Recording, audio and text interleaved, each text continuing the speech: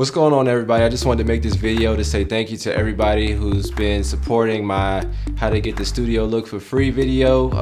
I've been getting a lot of reviews. It's actually probably my most viewed video in YouTube ever, so I'm super excited about that. I just wanted to make this quick video to show you guys how I edited these photos. Now I am including a free preset for this photo, and it will be linked in the description below, so be sure to check that out. If you don't feel like watching this whole video, you can always enjoy just a cool free preset. So let's get right into it. All right, so to start off, I always want to go and enable profile corrections and remove chromatic aberration. So try to do this. And sometimes I end up changing this because sometimes I like how the lens vignettes. I think I actually might go ahead and just leave that off and just keep the remove chromatic aberration on. As far as my settings for this, I shot this around 38 millimeters on my 24-70 lens at 2.8 at what is this? 1/800th of a second. So those are my settings there, ISO 100. So yeah, getting right into this, I kind of usually start from like up here and work my way down. So to start off, I really like the color of the light that was captured here, so I don't really need to do anything with the white balance.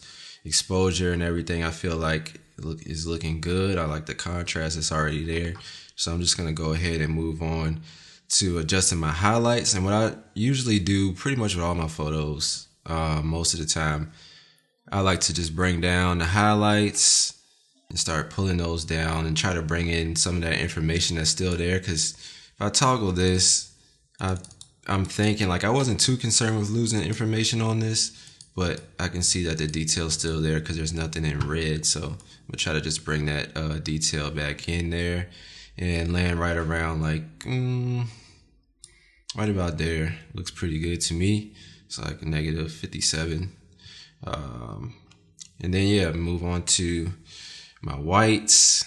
I'll try to keep them together. I kind of go like highlights and whites together, and then I'll adjust my shadows from there.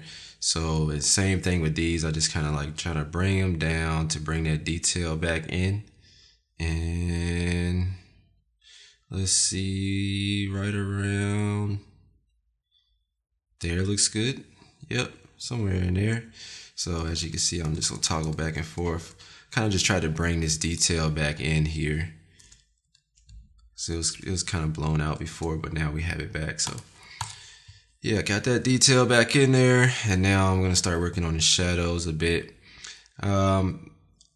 Later I'm going to apply a curve onto this image to kind of like bring the contrast back. But what I like to do is try to like get the information back and then dial it in with the curves later on. So right now I'm just gonna raise my shadows up a bit, well, quite a bit actually, because this image was really like contrasty before. So somewhere around in there looks good. I'm gonna do the same thing for my blacks. I'm gonna raise my blacks up, and it looks a little funny now, but I'm gonna bring some of that contrast back in soon. Right around there. So yeah, it's looking good so far. I got a lot of that information back, and it's looking like I got way more dynamic range than what that 5D4 was capturing. So yeah, looking good from here. All right, so now I'm gonna move on to my presence, or like the clarity and texture and all that stuff. Now there is quite a bit of magic that happens here in dehaze. So I'm just gonna go ahead and show you guys what it does here. So I'm gonna just slowly creep this up till it feels right. I try to like bring it past the point where it's like, oh, that's a little too much going on. I'm gonna bring it back till it feels right. So yeah, got a good amount there. And with this image, it was a little bit on the softer side just because I was shooting at 2.8, and then, you know, I was probably slightly moving back and forth. So I'm gonna go ahead and just almost like enhance that and try to like make it look like it was on purpose, and bring my clarity down just a little bit, so it just overall softens the image up just a tad bit there. Now, here's where we get into like the bulk of the grade, I guess you want to say. And what I like to do, I've been just like practicing this for a while now actually, is just really like killing the saturation and then increasing the vibrance almost by like the same amount. So like, I like how that looks, and then I'm just gonna bring this vibrance up around there. And that's giving me like a nice, like flat, even playing field. And I'm really, what I'm looking at is like these white tones here, like it's putting them closer to where I want them to be. And then I'm gonna go back in and adjust the skin tones later. But yeah, so this is kind of where I'm at right now with it. Just kind of like flattened everything out, but it still has that contrast there. Now, when I add the coloring back in now, that will bring in some more contrast. So even though it looks a little flat right now, it's gonna get better. Here we go. So now, let me start messing around with these curves here. I usually try to start off with like 3 points. So I'll do one like here, and then here, and here. And I always, almost always, like to just flatten out my highlights. Now you can see it's doing something funny there, so I'm just gonna go ahead and bring this down to kind of combat that. I like for my curves to kind of flow as much as possible, so just do that like that.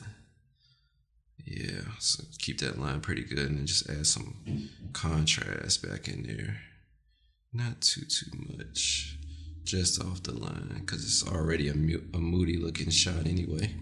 All right, so it's looking pretty good. It's getting close to what I wanted it to be. I may end up lifting this up just a hair, just to kind of brighten up a little bit. And maybe not as much on this. Cool, good deal. All right, so now we're gonna head to the HSL tab. And I always like to start with the skin tones. Remember, I'm gonna just bring these right back in.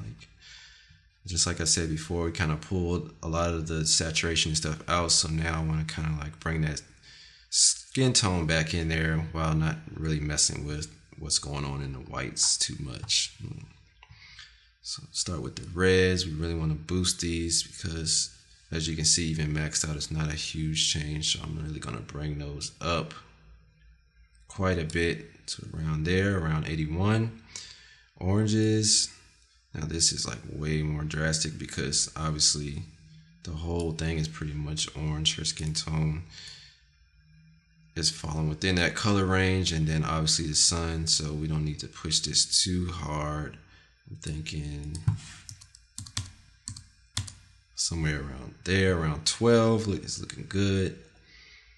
Now yellows, I'm gonna pull these out because, as you can see, that's that kind of nasty color that's polluting my whites right now. So I'm gonna pull this way down.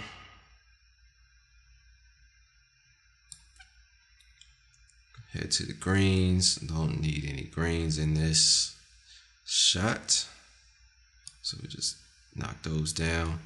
Same thing with the aquas, knock those down. Same thing with the blues, although sometimes you can go too far with the blues and it starts to look a little fake, so I'm just gonna not bring it down as much. Magentas, purples, I'm gonna bring those down. And my magentas, I'm also going to bring those down. So going for like a minimal edit. I'm going to head over to my hue next. And my reds are looking pretty good. And my oranges, I'm going to mess around with this and see where I like it. I'm thinking this direction. Let's see, about right there. It's looking good. trying to push those tones to feel a little bit more realistic in a way. Yellows. Let's see. Yeah, so we'll get those kind of in this.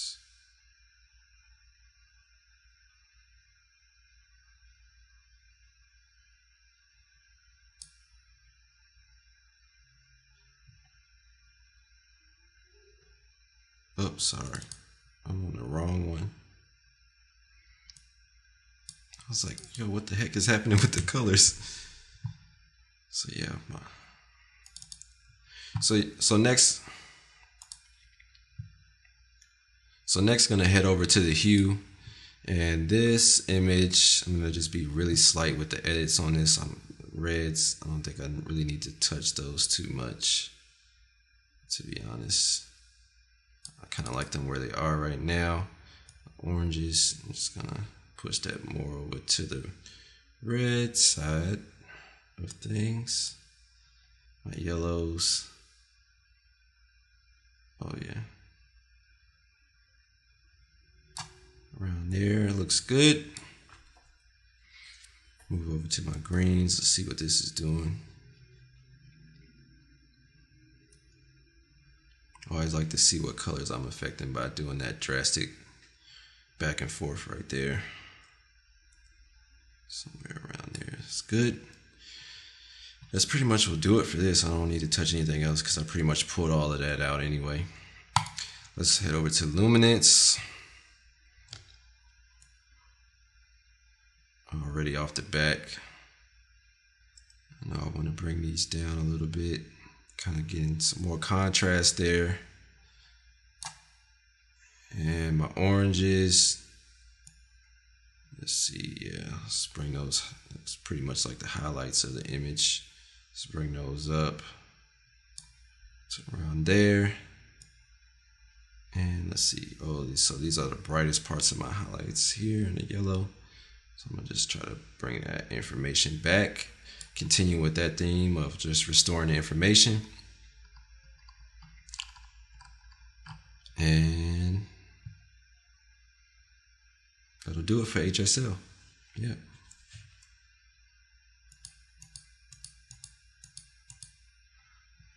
Okay, moving on. So it's looking pretty good so far. I just think I want to basically like warm it up a little bit more. Since I've already pulled out so much, I just want to kind of like warm up the image just a tad bit. So I'm gonna go and grab this hue right here in the reddish orange area. I'm just gonna pop this up just here. So I always want to play around with it. I don't want it to feel like unnatural. Like, right in there, it looks pretty good.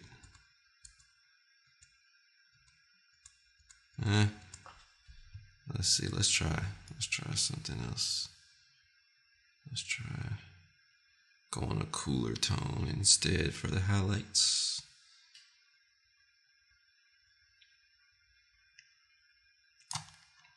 Somewhere in there. That looks pretty good. I like that better, actually. It's weird how sometimes the cooler tones and the highlights help the photo feel a little bit more together versus trying to pop in a warm tone, especially on like a darker skin tone. It seems like it just helps it out a bit. Toggle that on and off, like it feels warmer to me and more natural.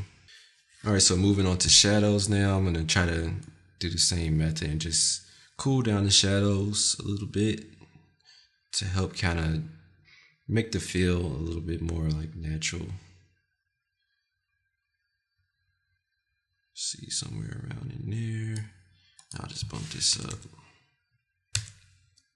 Looks pretty good. I'm all about those slight changes. Like, I'm toggling back and forth now so you guys can see the difference. Hopefully you guys can see the difference. But it's just like those little slight changes that just make a world of difference. So Done with that, we're gonna leave sharpening alone. Like I said, looks fine to me. It's posting on Instagram, so that works there. Noise reduction, we don't have to touch. And yeah, that pretty much does it for this photo. So yep, that's the final result right there. And again, if we back out of here, before and after. Before and after. Alright guys, thank you so much for watching this video. I hope you learned something. I hope you enjoyed it. Definitely check out those presets listed in the description below as well. I have an online video course that you can sign up for. The link will be in the description below. That will teach you everything you need to know about smartphone videography. So if you're into that kind of thing, definitely check it out in the description below. Also, if you like this video, definitely drop a like, comment below. Let me know what you liked about it. Let me know what else you want to learn. And definitely subscribe if you want to see more content. Thanks so much for watching.